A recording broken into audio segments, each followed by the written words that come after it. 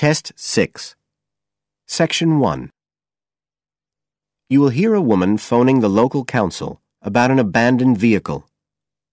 First, you have some time to look at questions 1 to 6 on page 128.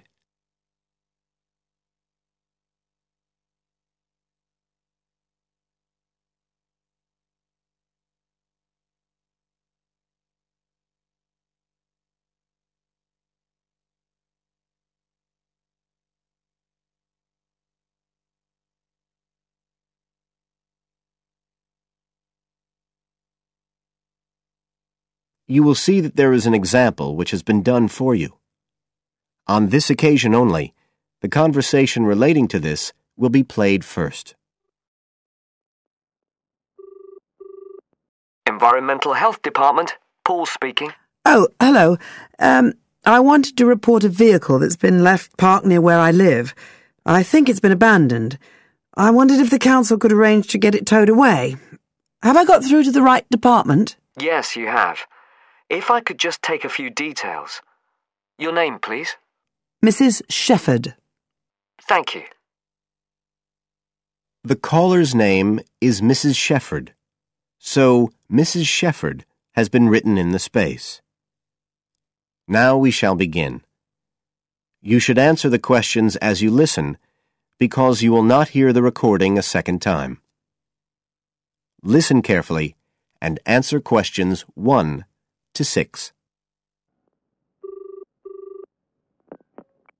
Environmental Health Department, Paul speaking. Oh, hello. I wanted to report a vehicle that's been left parked near where I live. I think it's been abandoned. I wondered if the council could arrange to get it towed away. Have I got through to the right department? Yes, you have. If I could just take a few details. Your name, please? Mrs. Shefford. Thank you. It's not my vehicle, though. I just thought someone ought to report it. No, that's fine.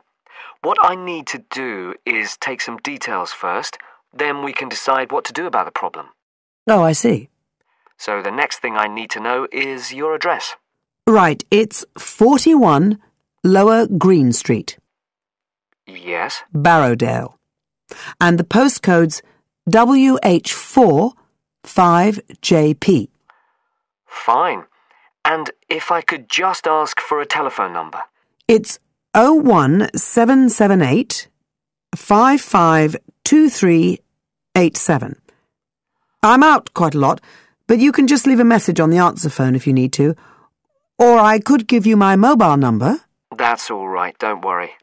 Now, could you tell me a little more about this vehicle?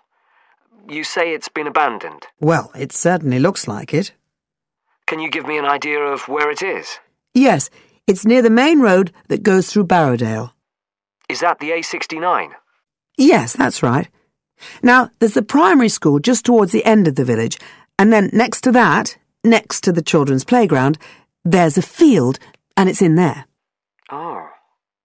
I wonder how it got in there. Well, there's a gate to allow farm machinery in and out. I thought something ought to be done about it. The children from the school might start playing in the vehicle and lock themselves in or something. Yes, you are quite right to report it. And what type of vehicle are we talking about here? It's a van, actually. You know, the sort with just a couple of little windows at the back. Right. You don't happen to know the make and model, do you? Oh, yes. I went and had a look and got all the details. I thought you might need them. I'm surprised the school hasn't contacted you about it. Anyway, I wrote the details down. Right. It's a Catala, and the model's a Flyer 2000.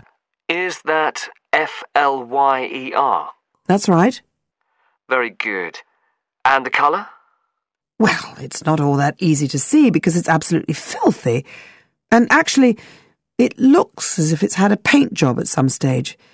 It's blue, but you can just see white underneath where it's been scratched. Right. Well, I'll just make a note of the present colour, and if you could just tell me the vehicle number. Did you make a note of that? Oh, yes. It's S322GEC. Okay. Before you hear the rest of the conversation, You have some time to look at questions 7 to 10 on page 128.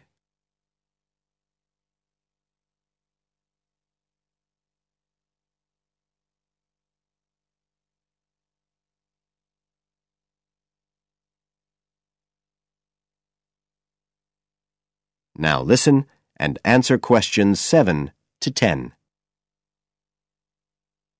And it sounds as if the general condition of the vehicle isn't too good, from what you say. No, it's pretty poor.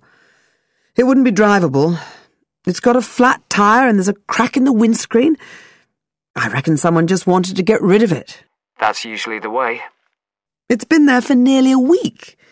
No, it must be 8 days. I remember it was a Sunday morning when I noticed it. It wasn't there the day before. I walk past it most days on the way to the shops. I'd have thought the school would have reported it. Does the field actually belong to the school? No, it's part of Hill Farm Estate. Right. I'll just make a note of that. And I don't suppose you have any information about who might own the vehicle? No, I've no idea. So what will you do now? Well, we'll come and have a look and see if we can trace the owner. And if we can't, the vehicle will be removed as rapidly as the law permits. It could be anything up to 20 days. One thing I should say, I'm quite sure this doesn't belong to anyone round here. I'd definitely recognise it if it was from someone who lived here. So you don't think it was anyone local? Right. I'd say at a guess we're looking at a stolen vehicle here. I did wonder if it might have been. You hear such a lot about car thieves nowadays. Well, we certainly will be looking into that possibility. Anyway, thank you for contacting us, Mrs. Shefford, and we'll keep you informed of what happens. Right. Thank you very much. Goodbye. Goodbye. That is the end of section 1. You now have half a minute to check your answers.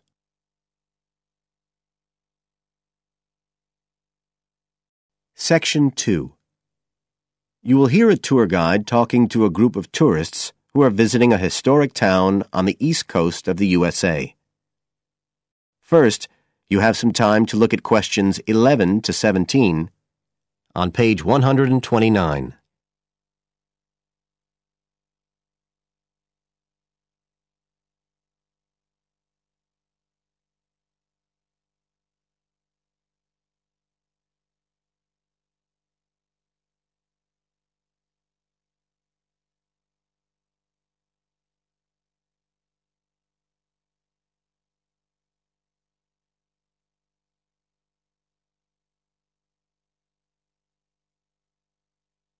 Now listen carefully and answer questions 11 to 17. Right. So here we are in Fairhaven, and we have a couple of hours to spend in this historic center before we carry on to our motel. And as you'll know from the itinerary of our trip, we're visiting Fairhaven because of its historical links with a man called Manjiro Nakahama. So I'll begin by giving you a brief overview of his life, and then you can explore the town at your leisure.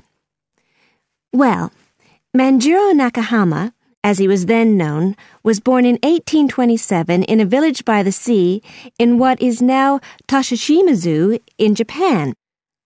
And like many people in that town, he became a fisherman when he was just a youngster.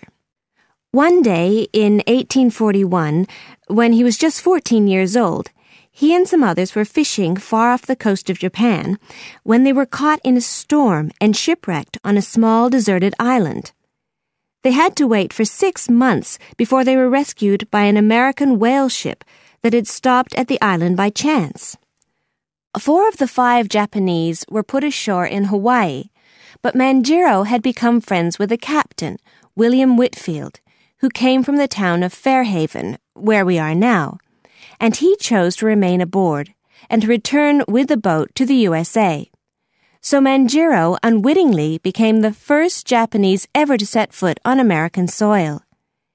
He came back right here to Fairhaven with Whitfield and stayed with the Whitfield family, who paid for his education here in the town. He studied mathematics and geography, as well as shipbuilding and navigation.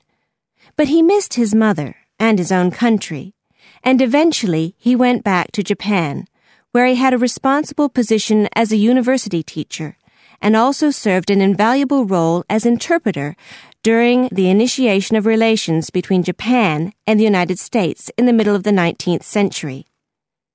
But the most interesting thing is that the links between Toshishimizu and Fairhaven have remained and grown stronger over the years, in spite of the distance between them. And in fact, the two places now have the official status of sister cities.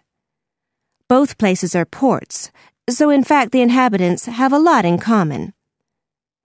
There have been a number of visits by the inhabitants of Toshishimizu, in particular at the time of the festival, which is held every 2 years here in Fairhaven to celebrate the life and achievements of John Manjiro. It takes place in the fall, and there's an ever-growing program including drumming, singing, martial arts, and stalls selling Japanese and American food. So if you're going to be in the region around then, it's really worth a visit. Before you hear the rest of the talk, you have some time to look at questions 18 to 20 on page 129.